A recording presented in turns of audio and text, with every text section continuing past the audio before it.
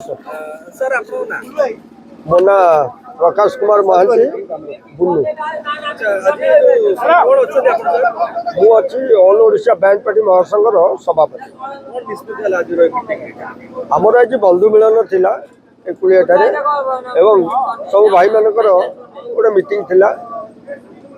ମାନ୍ୟବର ହାଇକୋର୍ଟ ଯେଉଁ ରାୟ ଦେଇଛନ୍ତି ସେ ରାୟକୁ ଆମେ ସମ୍ମାନ ଜଣାଉଛୁ ଏବଂ ପ୍ରଶାସନର ଯାହା ନିୟମ କାନୁନ ଅଛି ତାକୁ ମାନି ସବୁ ଭାଇ ଚଳିବେ ବୋଲି ଆଜି ପ୍ରସ୍ତାବ ଦେଲୁ। जो मैंने खिलाफ करेंगे जो नियम जार अच्छी साउंड हो कि साउंड बॉक्स हो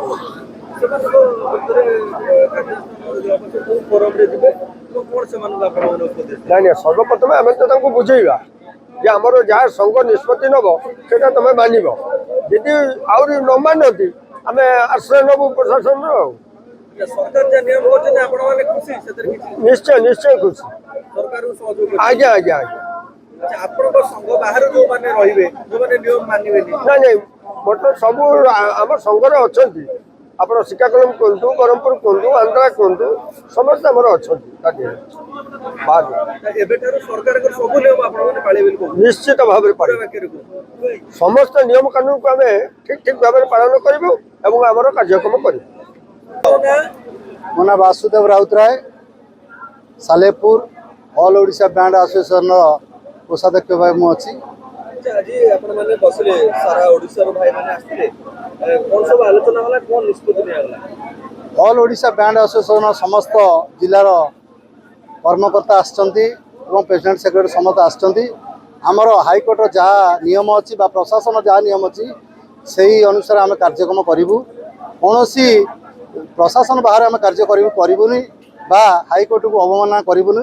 ଯଦି କୌଣସି ବାହାର ଜିଲ୍ଲାରୁ ଆମ ଜିଲ୍ଲାକୁ ଆସିକି କୌଣସି ଭାଇ ଅସୁବିଧା କରନ୍ତି ତାହେଲେ ଆମର ଯିଏ ପ୍ରେସିଡେଣ୍ଟ ଅଛନ୍ତି ଅଲ୍ ଓଡ଼ିଶା ବ୍ୟାଣ୍ଡର ତାଙ୍କ ସହ ସହାୟତା ନେବୁ। ଯାହା ତାଙ୍କର ବିହିତ କାର୍ଯ୍ୟାନୁଷ୍ଠାନ ତାଙ୍କ ପ୍ରତି ଗ୍ରହଣ କରାଯିବ। सरकार जा जा नियम करछन पालन करिवे ଆଜ୍ଞା ଆଜ୍ଞା सरकार जा जा नियम करछन आपण माने कोन क्षति होनो तो ନାଇଁ କୌଣସି କ୍ଷତି ଆମର ହେଉନି। ଯାହା ସରକାର କରିଛନ୍ତି ଆମେ ସେଥିରେ ଚାଲିବୁ।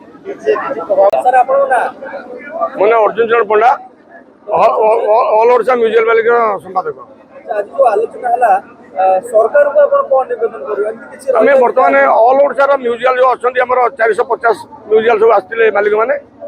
ଆମେ ମାଲିକମାନଙ୍କ ସହ ନେଇ କଥା ହେଲୁ ଯେ ପ୍ରଶାସନ ଯାହା କହିବ ତା କଥା ମାନିବୁ।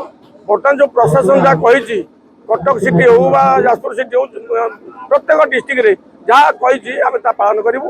ସମସ୍ତେ ସଂଘବଦ୍ଧ ହେଲେ ଯେ ଆମେ ଏଇଆ କରିବା ଫାଇନାଲ।